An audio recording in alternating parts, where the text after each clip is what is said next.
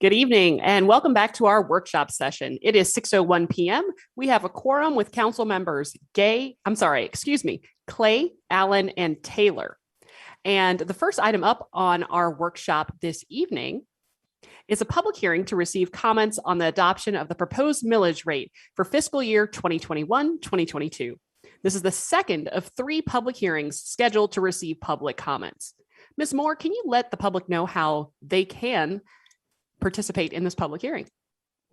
Yes, you can go to www.collegeparkga.com, click on council meetings, then click on the link in the middle of the page for the public hearing.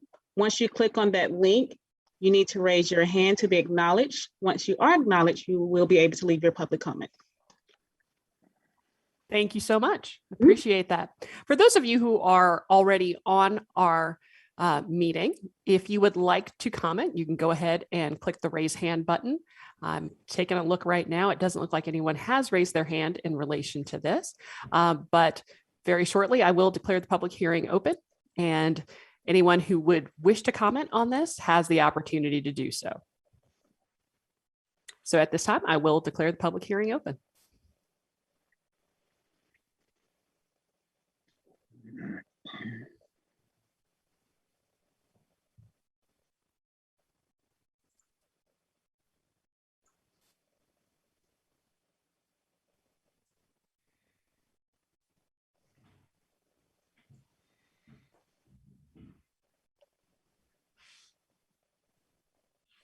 Because of the complexities of logging on and such, we will give people just a couple of minutes here.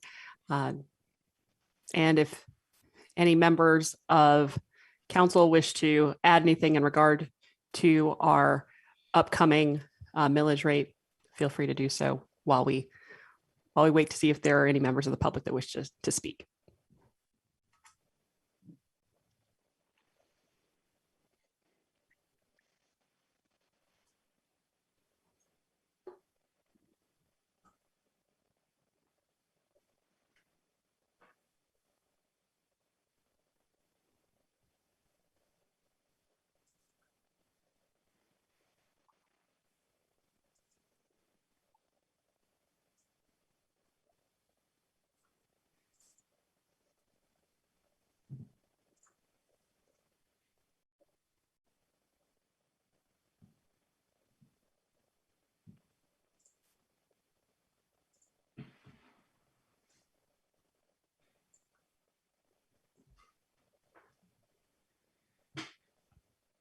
Ms. Moore, I'm not seeing anyone with their hand up. Are you? I am not. All right. At this time, I will declare the public hearing closed.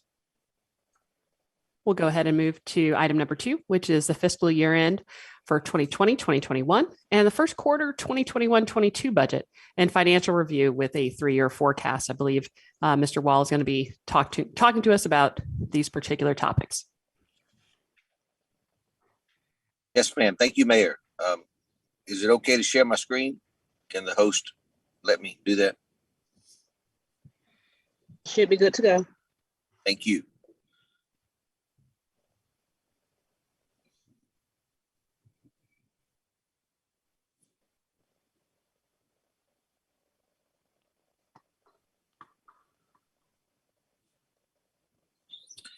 Can everybody see my screen? Yes. We can. So I just wanted you to see, this was a presentation from June the 15th last year. And I wanted you to see what the recommendations were before we talk about what's happened at 30 June 21, 1 year later. And I know all y'all are familiar with it, but just to refresh your memory, our recommendations last June 15th, 2020 were each fund needs to be able to stand on its own if it's possible. The electric rate increase was 25% because the electric fund had been losing about $4 million a year for 3 or 4 years running. The water and sewer rate increase was 5%. The sanitation rate increase was 10%. So we would be looking at these funds to see how did they perform given what we did. The arena, the convention center needed to monitor revenues and expenses close because the money was going to be tight because of COVID-19 and reduced expenses. Hotel motel tax revenues need to be watched close because that was affected due to COVID. We're going to pursue new revenue opportunities to share the Fulton County CARES Act money, which at that time we weren't going to receive any. Mayor Bianca Motley Broom worked hard to get us a share, which we ultimately did. We needed a development partner for 6 West. We decided to develop that on our own, and we were looking at the sale of city assets. Hopefully we were going to sell some property at 6 West. We were going to quit spending money. We're going to sell land to generate cash if we could, particularly at 6 West. We're going to get a dedicated revenue source. We had the hotel motel property tax special district. We raised it from 14.5 mils to 20 mils. We had a 7.5 mil levy on a special tax district around the GICC. We want to take it to 20 mils. And then we wanted to refinance our existing debt and have savings of $10 million for fiscal year 22, $8 million for 23, and $8 million for 24. So those were all the things that you all as mayor and council implemented June of 2020. So let's see what the results were for June 30th, 21.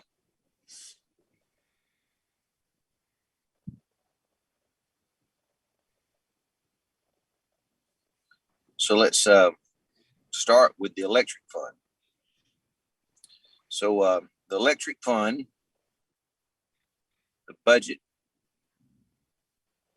for 2021 was $36 million. So you can see here,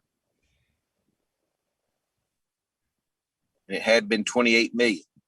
That was a result of your rate increase that you had to do. The actual for 2021 was 36 million 3. So it came in almost on budget. Expenses were budgeted at 36 million. They came in at 33 million. And so the electric fund did what it's supposed to do. It needs to pay back the general fund money that it owes. So it was able to produce 2,691,000. Whereas look here, in 2019, before the rate increase, the operating income was a negative 2.6 million. The general fund had been carrying the electric fund. So the electric fund did what it was supposed to do. And the things that you all implemented worked out. Let's look at the first quarter.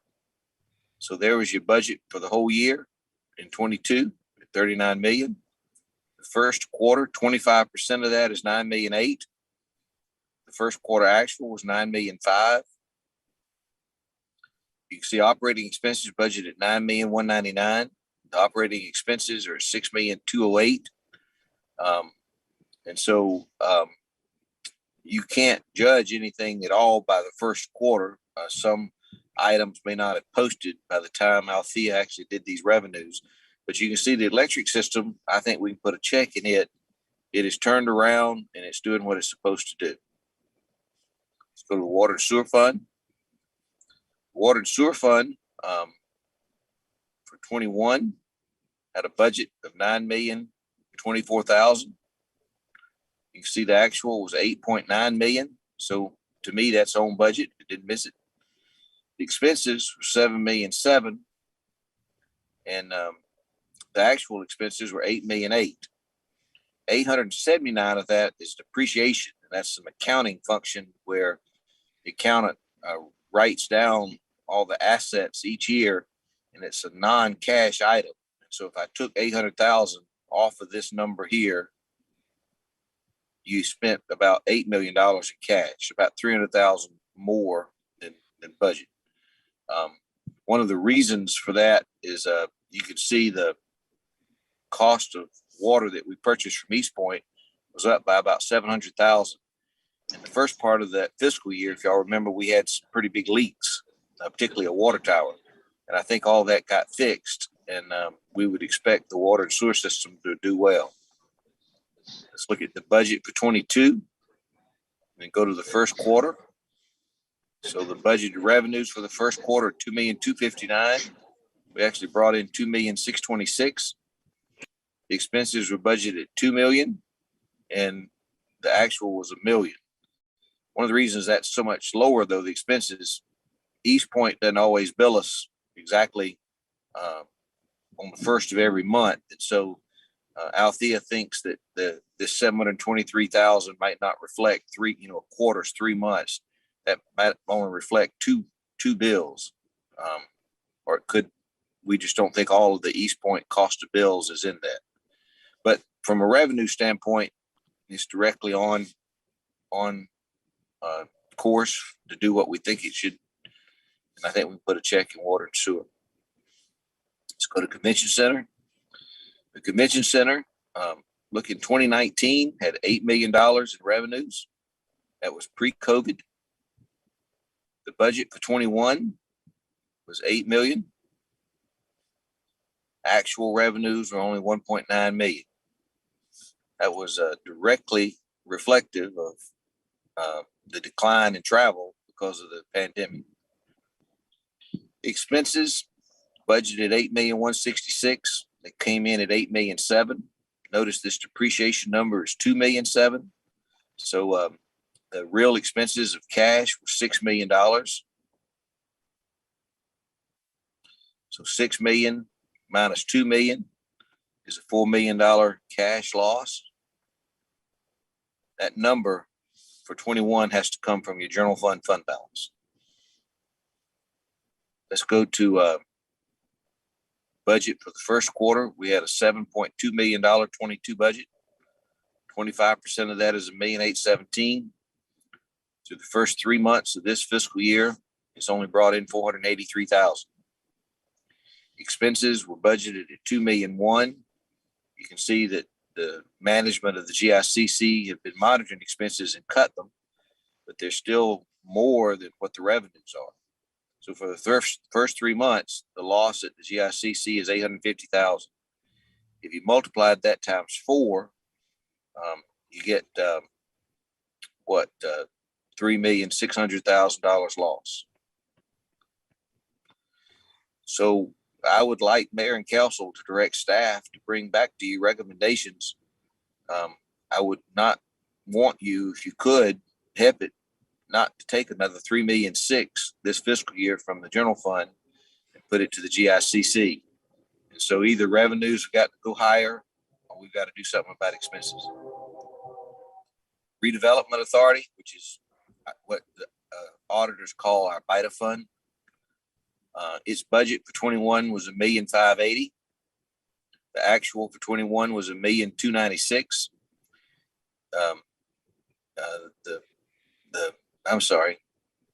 The budget for revenues were $3,131,000, and the actual was $2,644,000.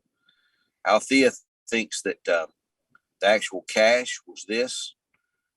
When we did some of the transaction with pilot payments, the auditors booked all the future pilot payments as an asset. And when the pilot payments come in on some of those, it's a reduction of the asset and it's run through the balance sheet and not through the profit and loss statement. But the revenues for the BITA fund are they're just on point. The expenses were budgeted at $1,550,000. They came in at $1,348,000.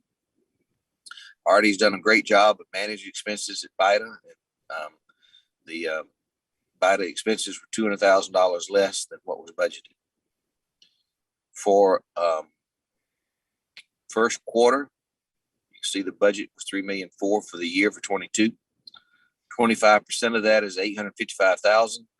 It's brought in $2,068,000. This is a fund where the revenues aren't linear, like electric or water and sewer.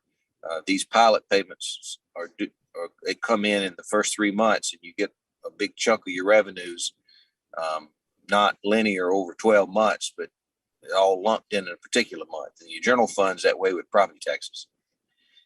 Expenses were budgeted at $270,000 for 25%, only at $34,000. Again, Artie's doing a good job. The issue we have with the BITA fund is we had hoped to get $3,200,000 from the sale of property in 21.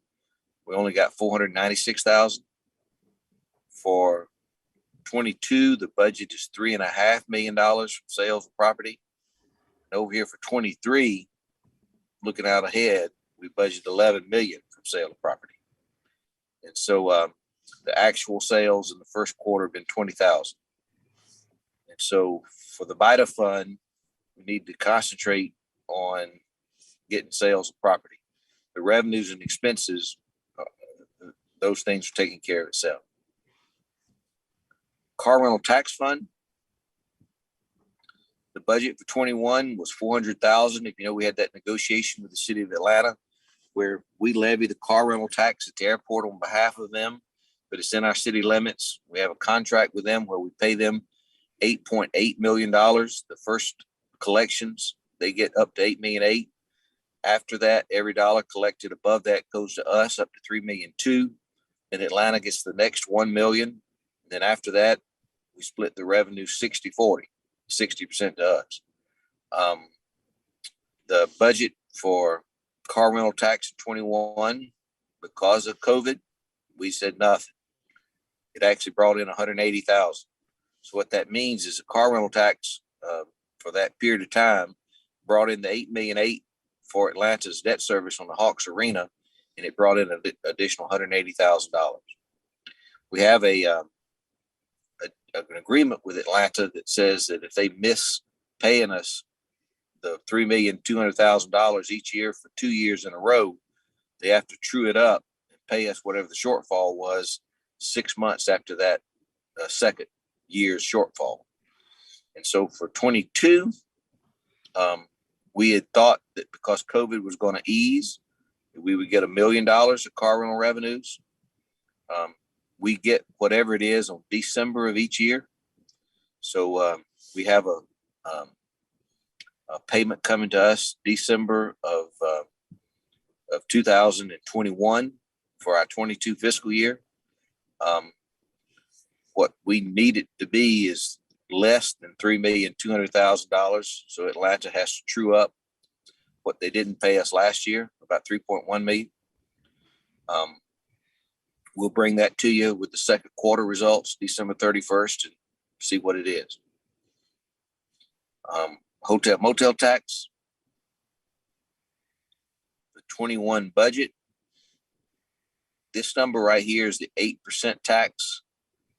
This number right here is that special district tax that was 14.5 mils, and you raised it to 20 mils. The actual was 6,224,000. So the hotel motel tax did better than our 21 budget. If you all remember, things did start easing up back in the spring before the Delta variant hit, and things then started to go back down again.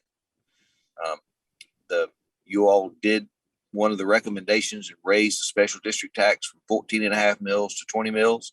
So you can see the revenues went up from 2,000,004 to 2,000,008. And this expense is what you pay to the DMO. They get 1.5% of the 8% collection rate.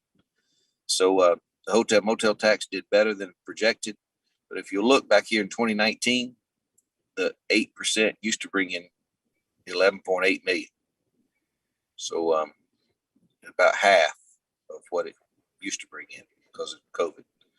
Our budget for 22, we had hoped that COVID was easing up. If y'all remember, we decided to split the middle between pre-COVID of 11 million and post-COVID was 8,480,000 for 20.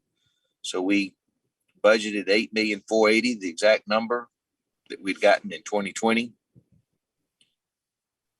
25% of that number is 2,000,001.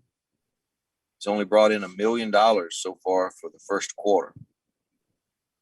That's a direct reflection, I think, of the Delta variant. And so we need the hotel motel tax to pick up and start paying us a little bit more money. A good thing, at 8,480,000, that's what, about $700,000 a month, $800,000 a month. July was about $700,000. I'm thinking that not all of the 3 months is in that number. The hotel motel tax doesn't get paid to us like the first of every month. And so this doesn't reflect 3 months worth of numbers. I think the hotel motel tax is picking up from where it was back during the summer, and particularly during the low days in spring of 20, but it's nowhere near what it used to be. We'll have more numbers to give you when we give you the second quarter, but these collections always lag. Arena fund. I reckon I'm still talking to y'all. Somebody say hello to me. We're still here, Mr. Wall. Great, thank you. Wouldn't that be awful? I've been saying all this stuff I'm saying. So the arena fund, the budget for 21 was $3,194,000. The actual 799,000. The expenses were budgeted at $6 million.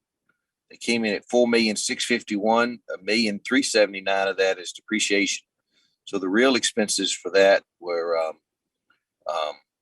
about $3,300,000. So $3,300,000 minus $800,000 shows you the loss that you had to make up with cash money and with the transfer from the general fund.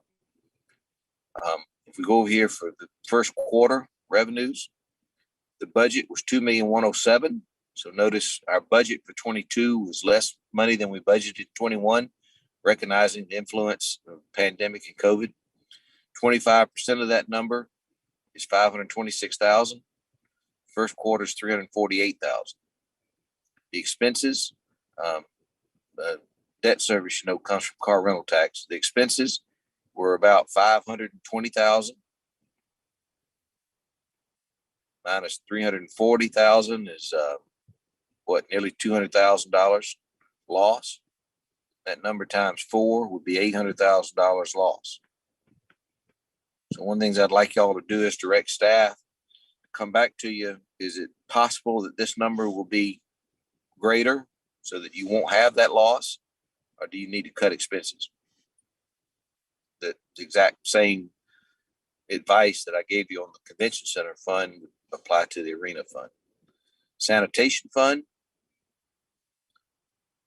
operating revenues were budgeted at $2,596,000. They came in at $3,240,000. Expenses were budgeted at $2,561,000. It came in at $2,730,000. About $200,000 of that was depreciation. So the expenses were really about $2,500,000, same as budget. And so it had an operating income of $509,000. If you remember, it had a deficit in 2020, and it had a $190,000 deficit position.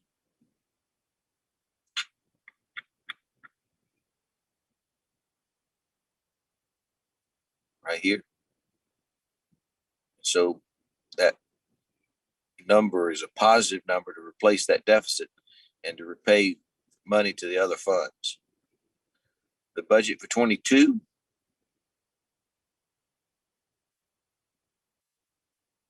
is $3,204,000. 25% of that is $801,000. It brought in $837,000.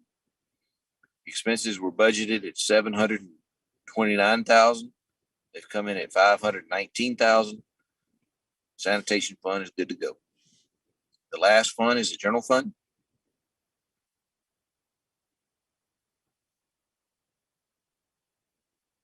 '21 budget was $25,880,000. The general fund actually brought in $28,276,000 in revenues. Biggest increase up here were taxes. Most of that was sales taxes. We've talked about it. All my clients all over Georgia have had phenomenal growth in sales taxes during COVID. The expenses, $29,019,000, actually came in at $28,176,000. You all made significant cuts in the general fund, particularly department head salaries were cut by 5%. And you all have a lot of ARP money that's coming in from the federal government. Some of my clients have used that money for employees. Your employees, about 350 of them, have worked hard to try to help the city through this financial straits. And you can tell in the expenses here, where most of the employees are, that they have done a good job and the expenses are less. And so while we're not out of the woods, you might think about ways in which you could try and reward employees. But you'll see in just a minute when I'll sum up that we're not out of the woods yet. For the first quarter, your 22 budget was 28,115,000. 25% is 7,028,000. You brought in 5,795,000. 2,008,000 of that is ARP money. You can see up here, taxes are not linear. Property taxes are normally paid in December. And so this number is not indicative of the real performance of the revenues in the general fund, but it's better because of this number here. Your expenses, 25% is 7,905,000. You only spent 7,244,000. Once again, your staff is really managing the expenses all along the line for every fund, and your expenses are a positive trend. I go back to the 21 actual. Your actual change in fund balance was a positive $2.8 million in the general fund. So your fund balance would go to 24,085,000. But as y'all know, we've talked about it many times, not all of that number is cash. And so we try to bring it down to cash. And in that 24 is the amount of money that's owed to you from the convention center fund, amount of money owed to you by the electric fund. And so you have $14.8 million in cash on June 30th, 21. That's really good, but sometimes you give with one hand and take it back with another hand. You all are going to have to reduce that $14 million in cash by $7.5 million. Althea has not made the adjustments yet, but she has to. We talked about it. The convention center needs $3,909,000 because it had losses last year. And Georgia law, you can't have a deficit fund. The arena was $1,509,000. Golf course, $72,000. The BITA fund, $1,756,000. Grant funds and E911. So when I tell you we're not out of the woods yet, we got $7,452,000 to take out of the $14 million we have, which is going to leave you $7 million of cash. And if we go back to the convention center fund, if it loses $3,600,000, and the arena fund, if it loses $800,000, I'd be taking over half of the cash that you got left. Madam Mayor, that's the end of my report.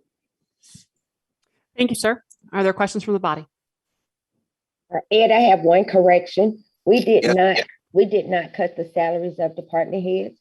It was just them cutting a lot of the things that were in their budget. So luckily we did not have to cut the salaries for department heads. Thank you for correcting me. I thought at one time we had a recommendation to cut it by 5%.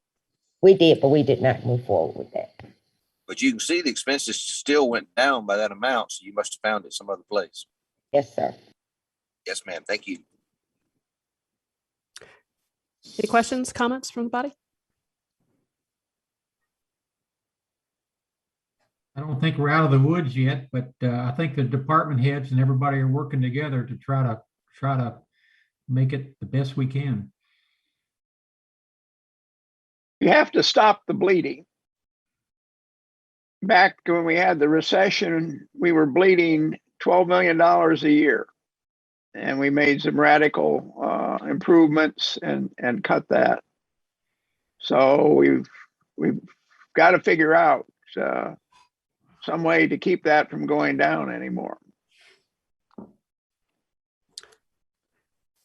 Is there an opportunity for us to have a future workshop discussion, whether it be the first meeting in November or the second, about specifically the GICC and the arena? Yes, ma'am.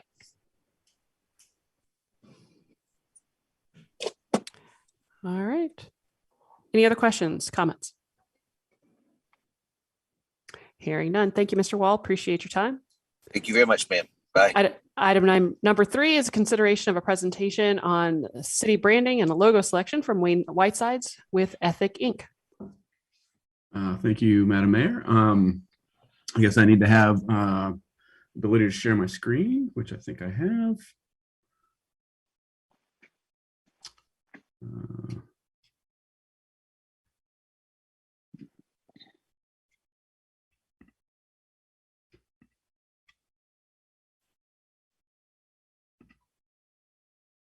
Hold on one second.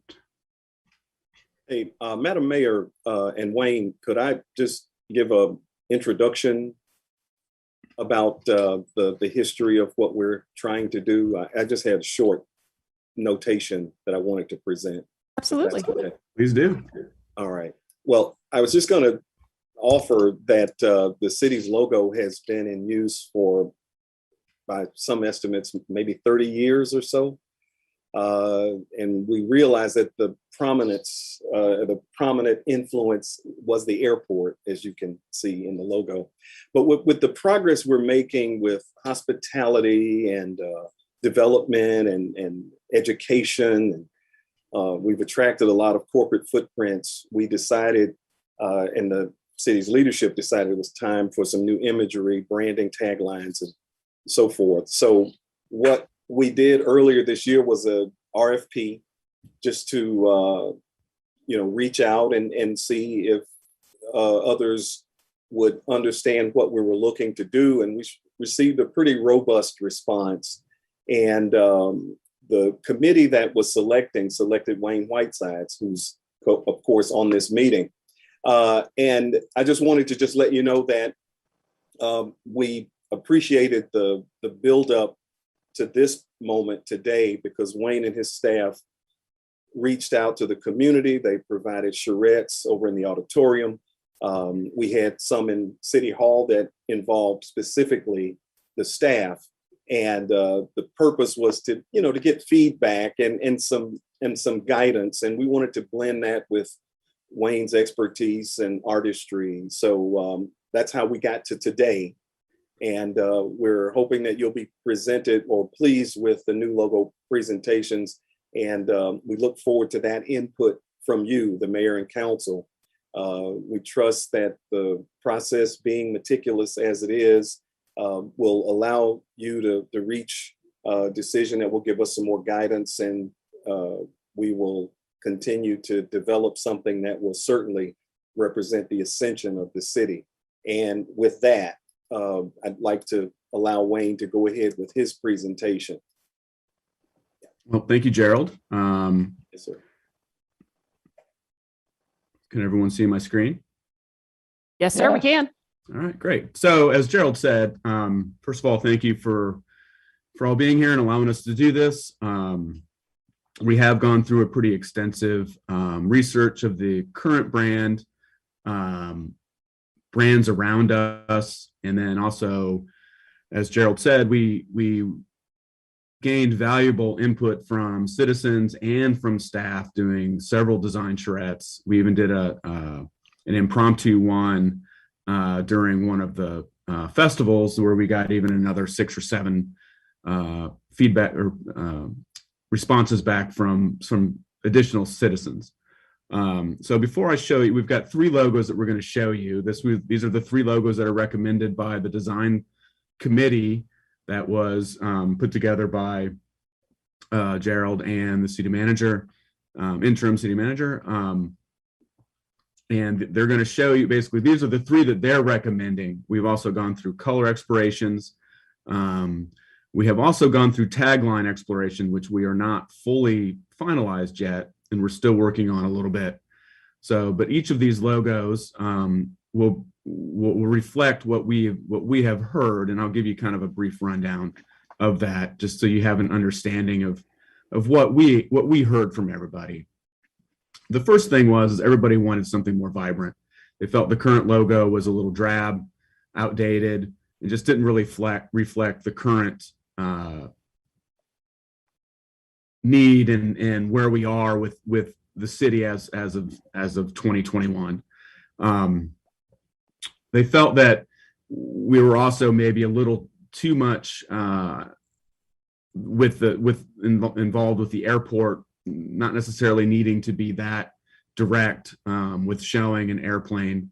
And that the global connection tagline, it was the gateway wording, felt that it was more like we felt that we were more of a pass-through city than a city that of a destination that people wanted to come and stay. People talked about history, but making sure the history was necessary, but not completely overwhelming, because it is involving 4 wards, and all 4 wards, history is a little bit different between the 4 wards.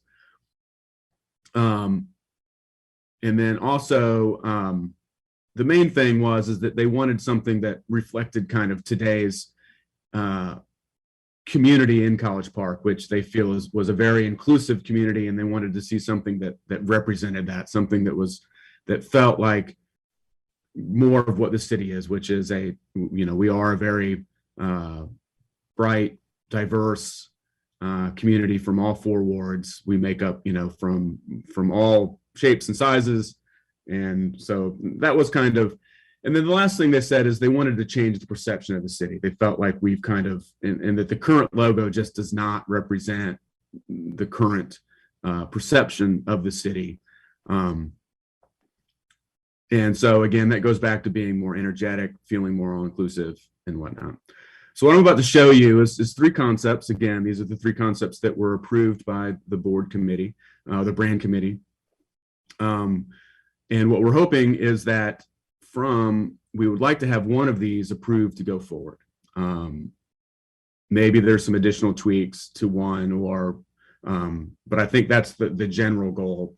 They didn't want to make a full commitment to one design. They wanted to allow council for you to have input and get your feedback. And then from there, I believe we'll have a final presentation moving forward. So we're going to show you 3 designs.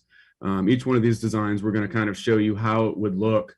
We're going to show you colors. We're going to show you fonts. We're going to kind of show you how it will look amongst a variety of potential sources within the city. So stationery, on signage, how it would look on a truck, basically where you would see it throughout the city and get a feel for how it would look. That's important because it's just more of if you just see a logo, it's just out of context unless you see it within the actual use of what it needs to be.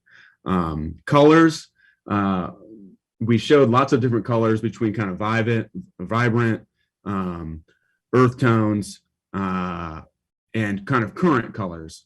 And what we found is that everyone was really drawn towards the colors of what we have been using in the Main Street signage that is downtown currently. So the street pole banners that have been going up, the garbage sanitation signage that we've been putting up, kind of a lot of the Main Street stuff that you're seeing. So that kind of more vivid blue, that more vivid red, which still represents the existing, burgundy of the color that the logo has now, more of a brighter gold versus the actual, more of a yellow versus the gold. So with that, I'm going to show you basically the 3 samples or the 3 concepts. And then from there, what I'll do is I'll go through them. I'm not going to say relatively quickly, but fairly quickly.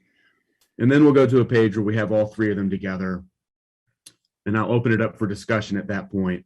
And then at the very end, we're showing you how it would look compared to logos around the surrounding community, and then also logos based on the charrette that we had showed and the feedback that we had gotten and how they look compared to those. And then finally, we've got some taglines just to get some feedback on as we continue with taglines. So with that, concept 1. So this is the first concept. We got this direction from several different things. We wanted to kind of play off of the airport, but not directly. So the tagline that we've been using for this one, working on it, is always on a city on the rise or always on the rise. So that's where, but it also, that direction lends itself to directly, not indirectly, but talking about the airport, how the city has changed and developed, On the bottom there, you're seeing what looks like, basically an old train, and that's actually goes back to the history of where College Park was founded in the East Point or the West Point line. So we're bringing a little history into this one. We're bringing in the vibrancy. We're using the blue that is currently used throughout a lot of current College Park branding, the ATL Port District, the arena, the GICC. We're tying that together then with additional colors, some reds and the golds that you'll see that is tying in from the current logo. And again, we're kind of showing you see how it could look on existing signage here. This is how it could look in color. You all should have received the write-ups. And again, I believe this will be sent to you, so you'll have this. But basically where we're coming with this, it's a city on the rise, subtle acknowledgement of the positive influence in the local culture of the economy, while the shield motivates enduring images in the shelter and strength and protection. On the bottom there, we're showing how it could look in black and white, how we could break this apart so that it could be used in lots of different formats. We're showing, so you can see there again, so the logo needs to work also in color, but it also needs to work in black and white. It needs to sort of work in one color. So we're showing that there. Again, here we're showing, so the fonts that would be used, the colors that we're suggesting for this, and then how it would be used in full color, one color, and maybe reversed out. Here's how it could look on potential signage. How the website is a big part of the city's brand now, and so the current logo, with it being round in that small little, basically 150 pixels you have at the top of your website, doesn't really give you a lot of space to read City of College Park. So one of the ways that we have figured out with this logo is if we kind of break it down to its simplest forms that you're seeing on there, it allows us to use that in a variety of fashions that allow the logo to be readable and used throughout.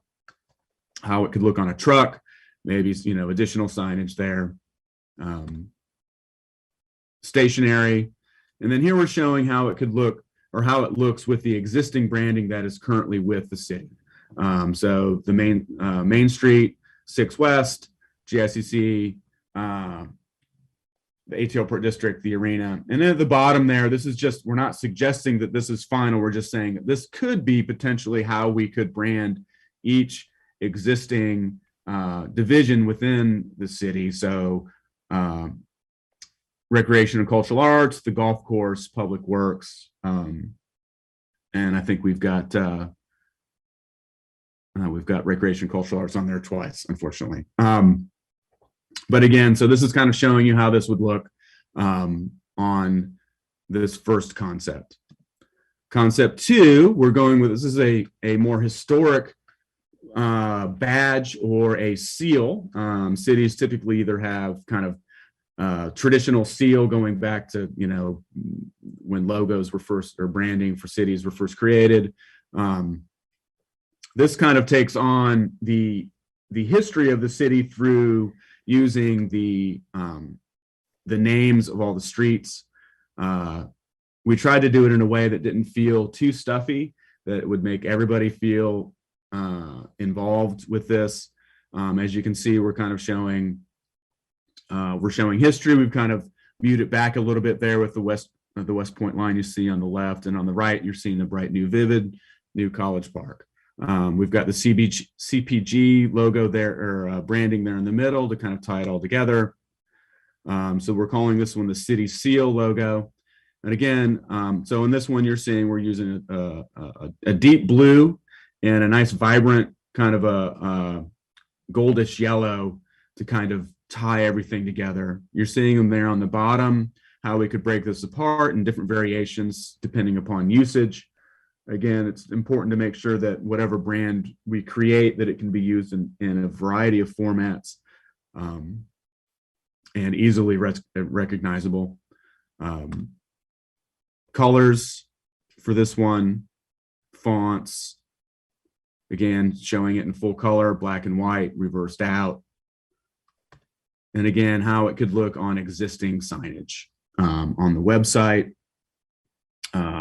Here we're showing it on a sanitation truck, pole banner, and maybe how your collateral could look there on the left with how your fonts and everything ties together with the colors.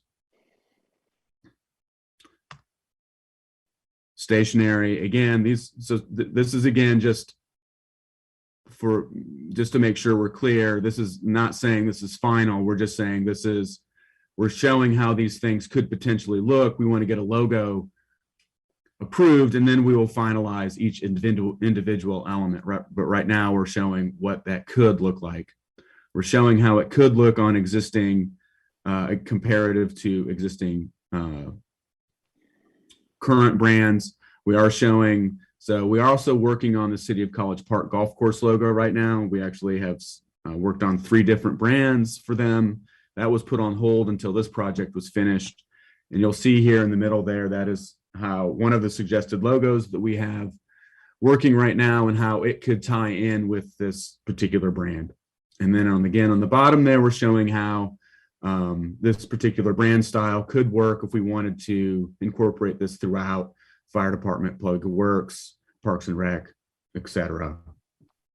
Again, those aren't finalized, just a suggestion for now. We're focusing really on the main logo itself. And finally, the last concept, this concept here, we're using this tree roots here to represent the city on the rise. Basically, everybody within the city, we've got a lot of different vibrant people. Everybody has different sizes and shapes. So we're also a city of trees. So we're kind of using that incorporated throughout within this logo. If you also notice the middle there, the 4 blue, or the 4 orange, and then the one on the top there kind of looks like a person. So that kind of represents people. The College Park is a unique font to College Park. It would be proprietary to them. The G and the A makes a subtle path reference, basically that meaning that all, the path to prosperity, but then also subtly it represents Georgia through G and A, so that we're not getting people confused with College Park, Maryland. So, which I understand city staff wanted to make sure that was very clear, that they're tired of getting phone calls from the other College Park. So this is the second, or the last and final concept. So again, this one's about inclusivity and prosperity. Basically, we're showing lots of different shapes and sizes of each one of those leaves represents a person within the city. The colors represent also our diversity. And then on the bottom there, you've seen how this could be broken up into, it could be a vertical format with and without the logo, how maybe we could use just the C and the P, kind of a variety of different ways of how this all could be used throughout. 1 color, 2 colors. And again, so here we are with what we're recommending for our colors for this particular brand and logo, fonts for it, how things could potentially look here, using current photography and existing stuff that's going on, website. As someone who lives on Rugby Avenue, hopefully Halloween is back this year. When you're looking on the website there, again, just a subtle how the potential website, which we are not doing right now, but I know that is coming up, and potentially the next project down the road that will be an RFP for. So we're showing how maybe that could look. Again, side pole banners, truck graphics, and signage. Stationery. And then again, we're showing here how it could potentially look with existing materials. This is also, again, one of the College Park logos that had been the golf course logos that had been suggested. As you'll notice, all of the color, the blue here we're using, it's actually used throughout all of these brands. The green is used in several of them. And then the yellow is used also, the orangish yellow is also used in several of them as well. On the bottom here, we're kind of showing how, again, these are just suggestions of how this one could be used if you wanted to use it throughout departments. College Park Public Works, Economic Development. These are just, again, simple suggestions of what it could be. We're focusing on the actual logo itself. So those are the three logos that have been approved. We went through multiple rounds. We're actually on round number 4 right now. It's been a very good and constructive discussion. I think we've gotten a ton of feedback. And at this point, from my company's standpoint, looking at it, I don't think we could go wrong with either one of or any of these. So I think at this point, I don't think that they're, Gerald, correct me if I'm wrong. I don't know if you're wanting them to actually make a vote today or not, but that's, I think, ultimately what we were trying to do was to narrow it down to one, and then you just approve one. But I think they wanted, again, to make sure that you all had some say and got to give some feedback on things. Yes. Thank you very much. Appreciate it. Love to hear what the body thinks. And here I can show you, and I'll just go through these last few slides here. This would be how they would look compared to the rest of, everybody in our area, and how we would look, particularly East Point, Hapeville, Fairburn, Union City, which are directly adjacent to us, and then some further out. And then this is how we would look compared to, these were who we had shown in our design charrette to get feedback from people on what they liked. And these are the logos that the citizens and the staff of the city said they liked. So we brought them, and I think this is a really good point to stop and discuss. All right. Who'd like the first crack? I'll jump in there. And first of all, I want to thank Wayne and his staff, along with the people in the city, the citizens, for participating and expressing their views. I do like all three.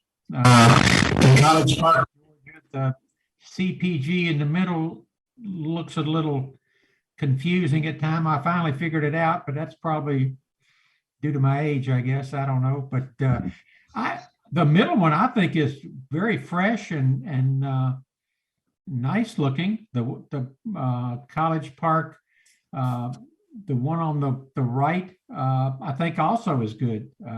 I tend to lean towards the one in the middle because it gives a cleaner look. But that's just me. Somebody else can jump in. Don't all start at once. I mean, I don't. The circular one is probably my least favorite. And I think Councilman Allen and I we might be closer in age than people imagine, because I was a little confused by it too. So because I just think it takes a little time to work it through and see the C, the P, and the G. And I just feel like it's not as fresh as the other two. But it's not. It communicates a different vibe, a different aesthetic. The middle one, to me, has sort of the 70s vibe to it. And I think it's partially the tones of the colors that are used. It harkens back to sort of retro vibe for me. But I love the connection between the G and the A. Some of the subtleties in that one I really enjoy. And the last one is very clean to me. And I like some of the subtleties in that one as well. So basically, I just agree with Councilman Allen. There we go.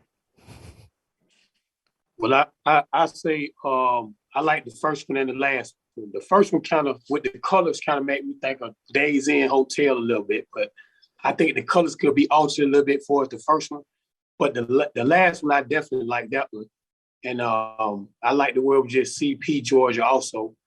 And I think the colors on the top is more like our football color, the Rams color. I think it'll be a lot better, in my opinion.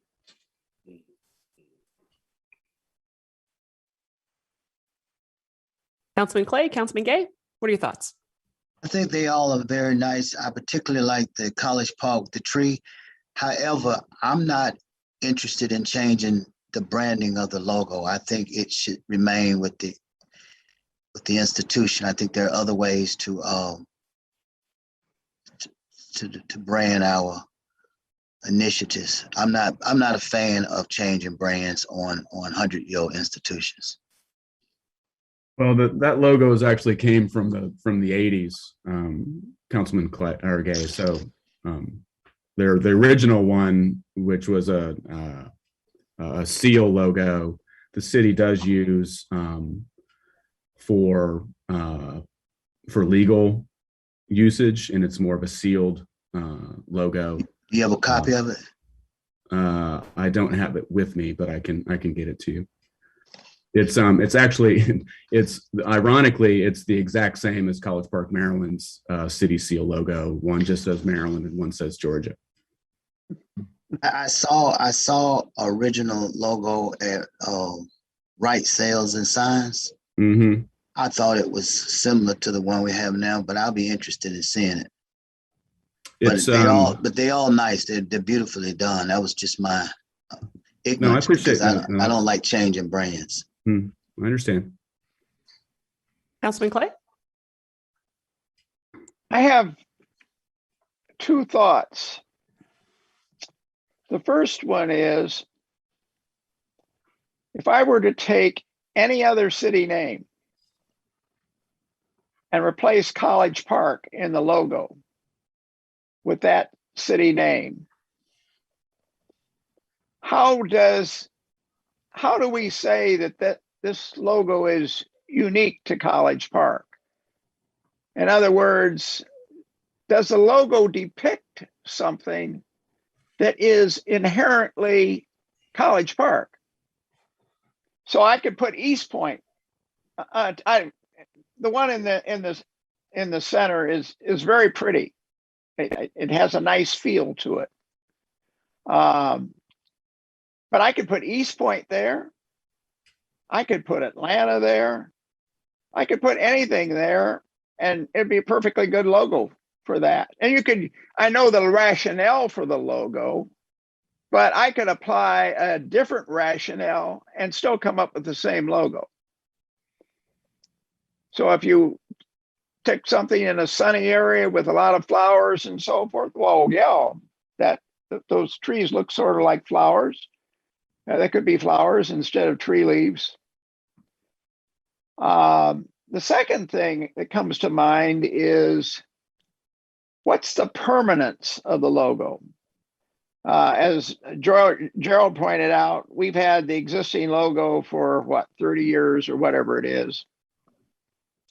Why wouldn't we in 5 years, in 10 years, say, hey, let's change this logo out. We're tired of that logo. And that sort of gets back to the first thought, which is, does the logo inherently depict a unique essence that people will associate with College Park? Now, I agree with what was been said about the diversity, the vibrancy, the fact that the city is on a roll, that it's exciting. I agree with all that.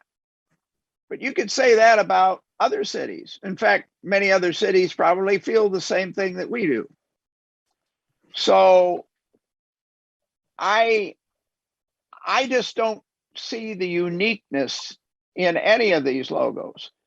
And maybe in a way it sort of relates to what Councilman Gay was saying. But if you compare the logos, the College Park logo, I totally agree on the left. It sort of reminds me of a football town, and you can probably guess even which one. But it's hard to figure out the way the characters intertwine. It took me a while also to figure out what they were. So if we were just going to, if we're bound and determined to change the logo, I sure wouldn't go with that one. if we take the one on the right, of course, different people, everybody will first person to tell you that I am not an artist. So I'm not good at critiquing art, but it looks to me like a sort of a futuristic police shield. I could see this could be the logo for the police department of 2050 or maybe 3000 or something like that. If I just look at it as art, I like the one in the center. It's pretty. It is a pretty logo. I don't know that it says anything about the city inherently, but it's a pretty logo. So if I had to pick one of the three, I would say, well, sure, I like that. I like flowers. I like nicely shaped letters. I like the way the L's are like tree trunks, as Wayne pointed out, that go to the leaves on the top. I like those aspects of it. I just don't feel it communicates in an inherent characteristic of College Park that anybody that came to College Park would say, hey, yeah, that's College Park. If we had a giant tower here, or we had the Grand Canyon here, or something of that nature that you could identify and say, oh yeah, that's College Park. It's right next to the Grand Canyon.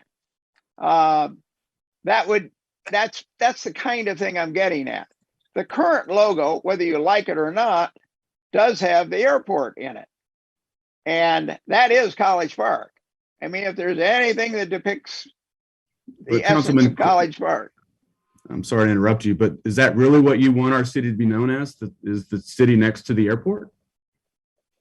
I mean, I'm asking as a citizen also that's a different question.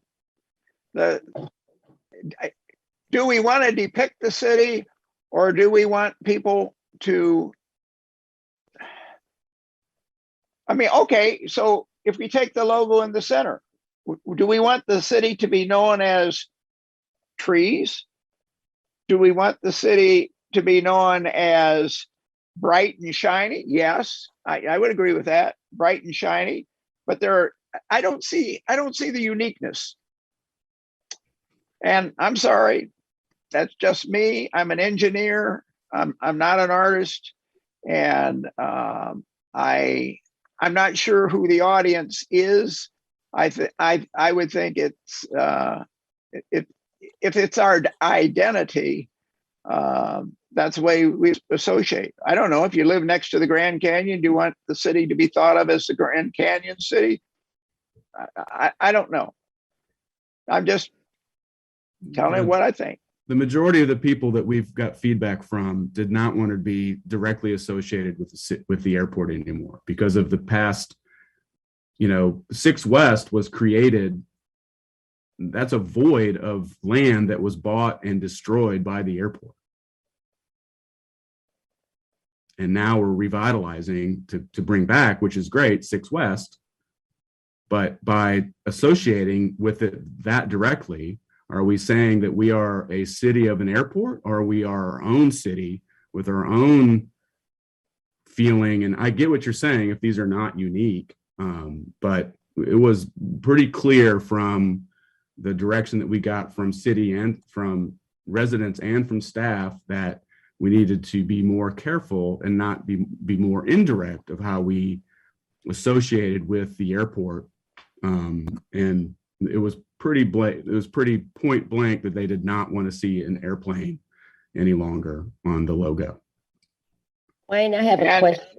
And so you're saying, what you're saying, Wayne, is that the audience for the logo is the citizens. That's the target audience. It is the target audience. And business owners, citizens. That is one thing that I disagree with. I don't believe the logo is primarily created for the citizens. I believe the logo should be primarily created for our recognizing our identity outside of the city. We're a destination now. We're a place where people want to come to. Do And you think our current logo represents that? I'm just Hold on, I'm playing devil's advocate. let me hold on a second. Go ahead, Councilman Clay. Go ahead and finish. Mr. Whiteside, you'll have an opportunity. Ms. Miller, I know you want to add, so go ahead. Guys, you ask our opinion. In fact, my feeling is that the way these are being brought to us, probably we're pretty much expected to pick one for sure and not challenge the overall set. Well, that's perfectly good. But I'm an individual. I was elected to council. I represent a certain point of view. You asked me my opinion, and I'm giving it to you. And I do not agree that it is. I would like the citizens to feel that this is them. Yes, I agree with that part. But I also believe that this is our identity. And if we're a global city, and if we're turning ourselves into a destination, then why not show a bunch of restaurants on the logo? Why not show? I mean, the big draw right now is the restaurants on Main Street. Another big draw is the arena. Why not show the arena is beautiful architecturally, I think, again, my opinion. And so why not have the arena on the logo? And the arena will probably last 30, 40 years before something else replaces it. So it brings a certain identity to the thing. So yeah, I guess I disagree. I'm not sure that the logo, the audience for the logo is the citizens. And I think the audience for the logo is, to a great extent, the rest of the world. My opinion, sorry if you don't like it, but my opinion. No, thank you for your feedback. Ms. Miller? Councilman Clay, we are trying to get your feedback, and it's important. And no decision has to be made today. We wanted to present them to you. We want to see how everybody feels about it. I thank everybody for giving their comments because we want honesty. And then we'll go back and we'll figure out what we're going to do, and we'll come back to the council. Let me have one question. I got a quick question. On the center one, the College Park with the G, I like the way the G does. Is that representing trails or what is the G? I kind of like the way that does, and kind of makes me think of trails and parks and stuff. But well, it does. So that is part of it. So the whole thing is, so the trees represent that we are a city of trees. The G and the A, again, the connection makes, like we had said, the connection to we're Georgia, not Maryland. The path represents that we are working on bringing more paths to our community, try to make it more walkable.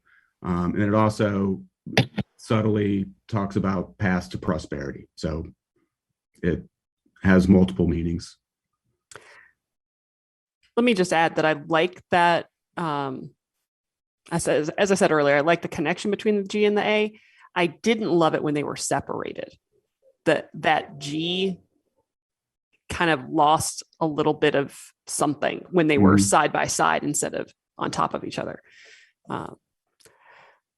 But I do think that